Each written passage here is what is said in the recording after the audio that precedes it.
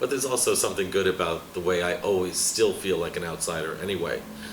I'm a reporter, so I can go into any room and any scene and still feel like I don't quite belong. I'm immediately taken back to like third grade. And it's good because I'm the fly on the wall. Let them have center stage and I'm the one taking notes and documenting them, and then I get some residual fame and glitter out of that. I'm from Brooklyn, New York, and I've lived in New York my entire life. I write a column in the Village Voice called La Dolce Musto, and it's kind of a one-man whirl around town where I cover the nightlife and movie premieres, Broadway openings, fashion, politics. I've done it for over a quarter of a century. Well, I grew up admiring people like Andy Warhol and writers like Liz Smith and Rex Reed and John Simon, believe it or not. Now I'm inspired by anyone who does something exciting like Lady Gaga.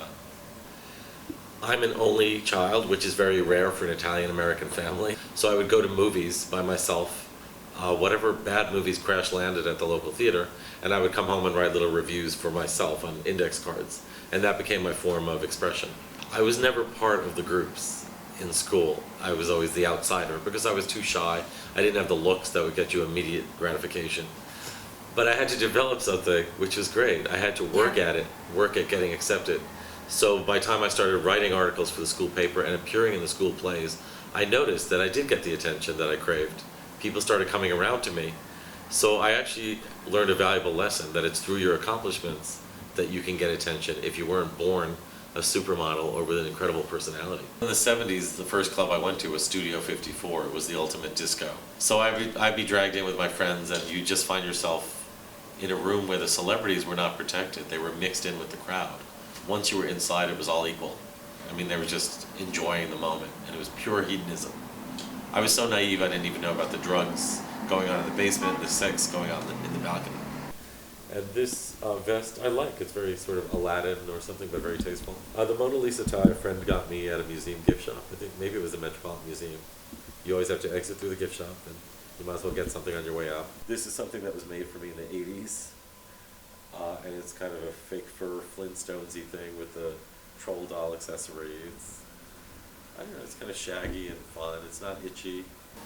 This yellowish thing, it's kind of like silky, chiffon-y, and I like the whooshy zhushiness of it, and the fact that you can kind of reconfigure it. You know, all night long you can make different figures out of it. It's a plaything, basically. In my nightly rounds, I'll go to 3 or 4 different events, and each one of them is extremely different from the other.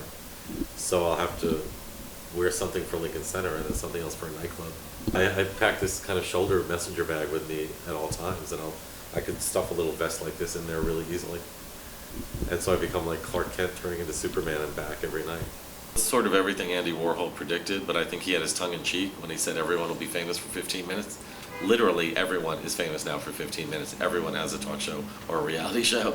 And it's kind of fabulous. It's the world that he had dreamed of when he created these everyday superstars.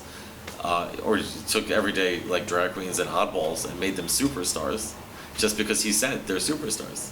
To me, though, there used to be a more exciting bohemia. Now the bohemia has been subsumed by the mainstream. There are drag queens with TV shows.